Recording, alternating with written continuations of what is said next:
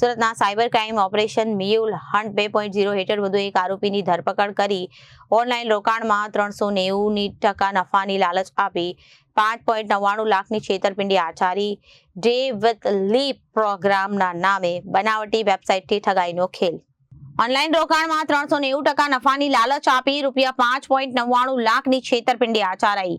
Day wealth લી પ્રોગ્રામના નામે બનાવટી વેબસાઇટ અને ઠગાઈનો ખેલ જોવા મળ્યો। આરોપી પંકજ કુમાર રામાણીને પોલીસે ઝડપી પાડ્યો। અગાઉ ઝડપાયેલા આરોપી સત્યજીત માંજરિયા અને બેંક ખાતાનો ઉપયોગ થયો હતો। આઈસીઆઈસીઆઈ બેંક ખાતામાં 2.72 કરોડથી વધુના શંકાસ્પદ ટ્રાન્ઝેક્શનના નામે હવે દેશભરમાંથી આ ખાતા સામે 37 ફરિયાદો નોંધાઈ હોવાનું ખુલ્યું। શેર માર્કેટમાં ઊંચા નફાની લાલચ આપી લોકો સાથે છેતરપિંડી કરવામાં આવતી હતી।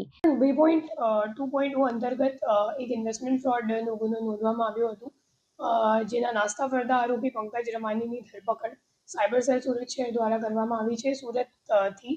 અને આ સિવાય એક બીજા પણ જે ગુનો ઇન્વેસ્ટમેન્ટ ફ્રોડનો ગુનો નોંધવામાં આવ્યો હતો ઓપરેશન મ્યુલ 2.0 દરમિયાન, એમાં પણ આ જે પંકજ રામાણી છે એક નાસ્તો ફરતો આરોપી છે।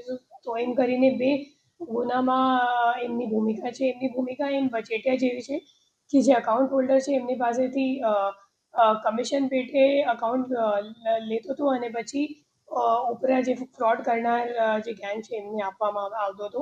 આ જે અકાઉન્ટ આમાં ઇન્વોલ્વ છે, આમાં 2.17 કરોડનું ટ્રાન્ઝેક્શન થયું છે અને એનસીસીઆરપી પોર્ટલમાં આ અકાઉન્ટની સામે 37 એનસીસીઆરપી કમ્પ્લેન્ટ્સ આખા દેશમાં નોંધવામાં આવી છે। અને હાલ આ ચેન તો આપણી પૂરી થઈ ગઈ, પણ આ સિવાય આ જે અમાઉન્ટ છે તો એની રિકવરી માટે અમારી પ્રયાસ જે છે ચાલુ છે। હું લોકોને અપીલ કરવા માંગુ છું કે તમને અગર કોઈ પણ વોટ્સએપ ગ્રુપ કે અથવા તો સોશિયલ મીડિયામાં અગર એડવર્ટીઝમેન્ટ की જાહેરાત આપવામાં આવે છે કે તમને 400% રિટર્ન મળશે રોકાણ કરવાથી, અથવા તો તમારો પૈસો ડબલ થઈ જશે, ટ્રિપલ થઈ જશે, એવી રીતનું અગર કોઈ તમને જાહેરાત આપે છે તો એમાં વિશ્વાસ નથી કરતા। મોટાભાગે બધું ઇન્વેસ્ટમેન્ટ ફ્રોડ જ હોય છે। અને આ સિવાય વિડ્રોવલ માટે અગર એ લોકો કોઈ બ્લેક મની ટેક્સ અથવા પ્રોસેસિંગ ફી અથવા બીજો કોઈ ચાર્जेस વિડ્રોવલ ફી વગેરે અગર એ લોકો વધારામાં જમા કરવા માટે અગર તમને જણાવે છે તો એ પણ એક મતલબ શંકાસ્પદ એમની એમઓ હોય છે। અને એનાથી પણ આપણને ખબર પડવી જોઈએ કે આ મારી સાથે છેતરપિંડી ખરેખર એ લોકો કરી રહ્યા છે। અને તરત જ 1930 પર કમ્પ્લેન્ટ કરવાથી તમારું અકાઉન્ટ તમારું જે અમાઉન્ટ છે એ કદાચ કોઈ અકાઉન્ટમાં ફ્રીઝ થઈ શકે એવી શક્યતા હોય છે। અરજદારોને કેવી રીતે લોકો વિશ્વાસમાં લે છે? એ લોકો મોટા ભાગે પહેલાં તો સોશિયલ મીડિયા પર જાહેરાત આપે છે। જાહેરાત આપીને પછી તમે ક્લિક કરો અથવા તો તમારું ડિટેલ્સ આપો તો પછી એ લોકો તમને કોઈ વોટ્સએપ ગ્રુપ અથવા તો ટેલિગ્રામ ગ્રુપ પર એડ કરી નાખે છે। પછી એ ટેલિગ્રામ ગ્રુપ અથવા તો વોટ્સએપ ગ્રુપમાં મોટા ભાગે મતલબ 500-600 તમને મેમ્બર્સ મળશે અને મોટા ભાગના જે માણસો છે એ ફ્રોડવાળા જ હોય છે। એ લોકો ડમી અકાઉન્ટ ક્રિએટ કરીને પછી બધાને નાખે છે અને અલગ અલગ મેમ્બર્સ મારફતે એ લોકો ગ્રુપ પર મેસેજ મોકલી આપે છે કે મને આટલું રિટર્ન મળી ગયું, આ મહિનામાં છેલ્લા મહિનામાં આટલું રિટર્ન મળી ગયું।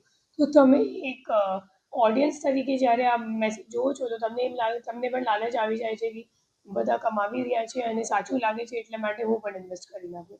તો એવી રીતે માણસ ટ્રેપમાં આવી જાય છે।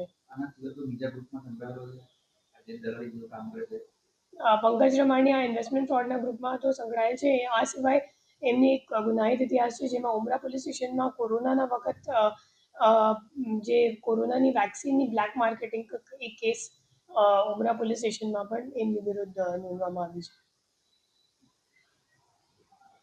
બ્યુરો રિપોર્ટ, જન આદેશ ન્યૂઝ।